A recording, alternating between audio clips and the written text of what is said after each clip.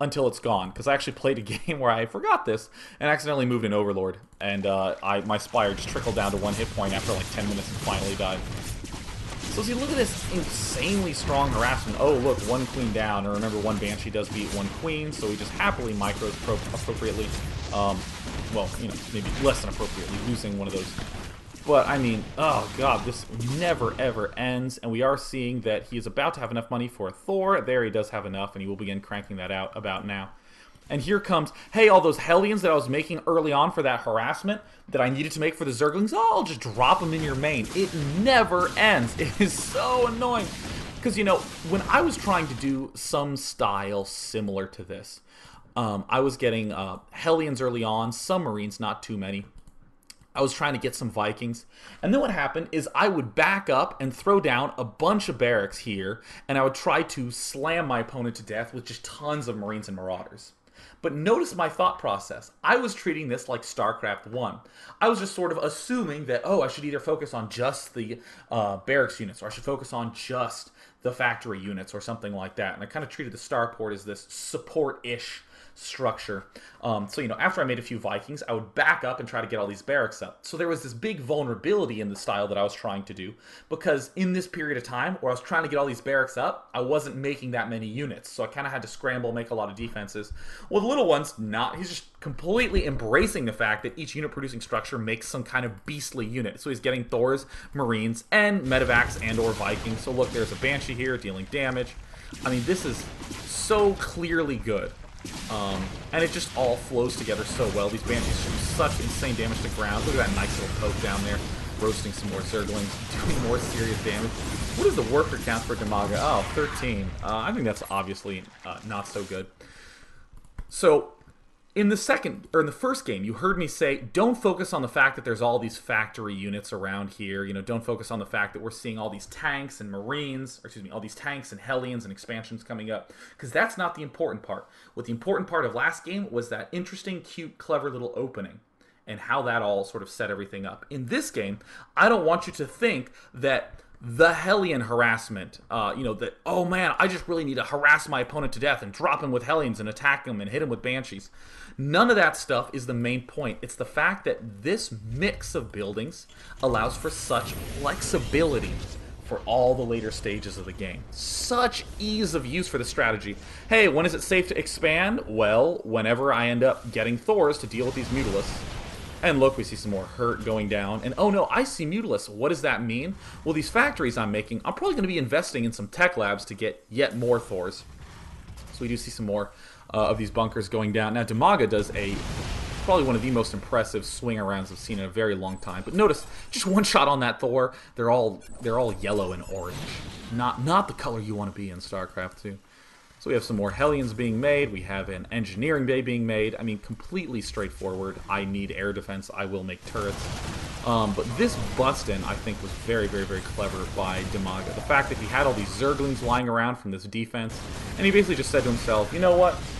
I'll just try to do some sort of big counter bust with him. And it ends up working reasonably well. So we have all these Hellions that are trying to pop out and roast these Zerglings. They do so successfully.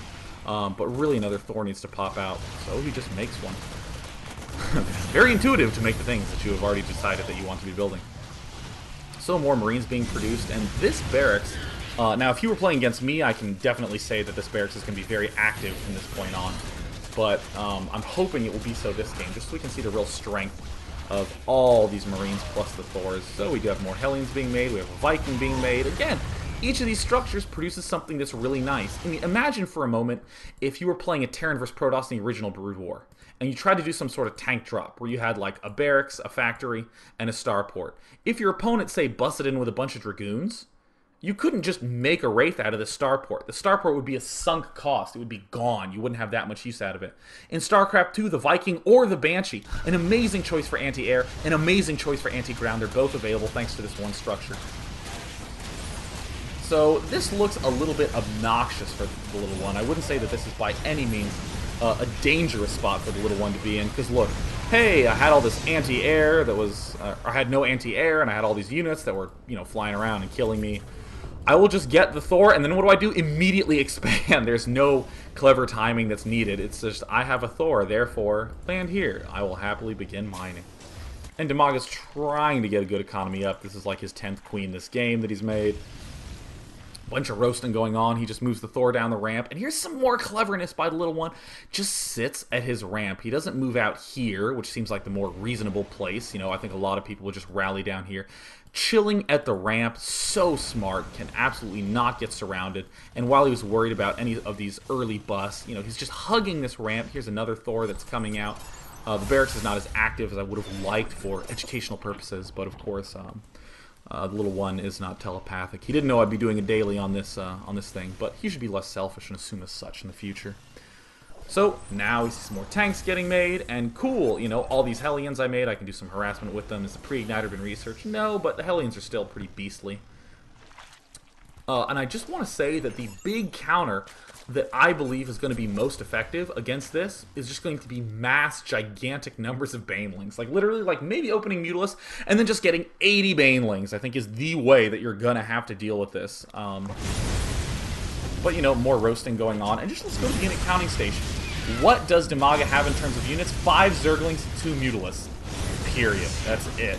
He has 2 Queens, yeah, but that won't be as offensively viable as, you know, an actual unit. And look at this, just happily roasting around. Yeah, sack all the Hellions you want. I mean, clearly good good gains were made by that attack. And then just more tanks, Thors. Oh, you know, let me get the reactors on these. Now that I lost all those Hellions, I'm just going to get one more Thor out. And then we're going to speed it forward because really a good push time is going to be coming right around the corner. And Little One's not seeing any more Mutalisks, so he doesn't need to make any more Marines. If you do get to that point in the game where you are seeing a lot of Mutalisks, just make the Marines. The Marines really deal damage to air so much better when they are in combination with Thors. I mean, it's just, oh yeah, there's the Marines. Yeah, here we go. Marines and Thors. Most people are going Hellion, Thor, Marauder. But Hellion, Thor, Marine, intuitively it seems not so good against Roaches, but because Roaches are now 2 food, there's just no risk of your opponent having tons and tons and tons of them. So you can have these units that are just sort of generically good damage dealers, and you know that you're not going to be up against that many Roaches. So again, this good mix of like some of everything. Damaga trying to be a good Zerg and take the whole map. This is actually looking quite similar to the game I played against the Little One. It was like this 45-minute long game on Metalopolis. I was just taking the whole map, and the Little One playing really passively. I'm feeling pretty good. Does he get his upgrade? Yeah, he almost has the +1 vehicle weapons. And the big sort of goal of this, one of the just little techniques that we're going to see, is just a lot of passivity. Taking this gold expo. This push, the reason this push is happening is because no push with the Thors has yet happened, so he has a decent number of them. But in the games I played, I held off a very, very early push with 2 or 3 Thors. And the MO Little One had was just to hang out and expand and not really do anything and force me to engage. Which I did because I'm silly, and I ended up losing quite badly in this battle. And look, advancing forward with these Hellions, he wants to... This might look a little bit like 1A syndrome, like one control group, as we can clearly see he's splitting up his army. But if you lead with the Hellions, you can easily pull back and then siege your tank. Very similar to how Vultures plus tanks worked in the original Blue War. So we have a lot of SCVs here. They are on the auto repair, getting ready to attack. And look at the Mutalisks just evaporate. Watch these Mutalisks try to poke forward. The Marines dealing so much damage. Look at that. Done. And I mean, just going to the unit counting station, look at how Little One just didn't even lose anything. He just lost nothing. I'm even going here. I mean, like 2 Mutalisks. That's it. That's all he had. He just had some Mutalisks. And I mean, just phenomenal transitioning. Just simple structure. 1 barracks, 1 factory, get the starport, and then see what's up. Has incredible flexibility, and really there hasn't been a decent way to deal with it that I've seen. I really think that the mass Baneling is going to be the key. Just because, first of all, you can get 2 Banelings per 1 food. That's a huge thought that I'm thinking of. It used to be the Roach that you can just get one Roach per food, so that was fantastic, but I mean, that is just great, that sort of style. So I really think the Banelings are going to be the solution because, again, Banelings are not light armor, so the Hellions aren't going to be able to roast through them that easily. And really the problem is, oh yeah, someone's actually saying, Aserion says, I'm sorry, I don't know this, but SCVs can auto-repair? Yes, if you go to the repair icon, which of course, if you're, an actual competitive gamer, you've never looked down at the corner to see what, oh, what does attack do? Let me read the caption on that. If you right-click on repair, the SCVs auto-repair. So that's fantastic. But the Banelings, yeah, they do 20 damage plus 15 to light, so they're obviously going to do great work on the Hellions and the Marines, and frankly, if you have enough of them, you can still take out Thors. I mean, they'll do 20 damage to the Thors, and if you have 20 Banelings, they'll crash into it and do some decent damage. So that's currently the thought process that I have. Another thing that I absolutely completely forgot about, actually, for any of you who watched the fun little 2v2 cast I did, you heard me cast over Rodrigo, aka Sam, who I call the Skynet, the Idra of the Copper Leagues. He was saying, well, what about Nidus Worms? And I was like, yeah,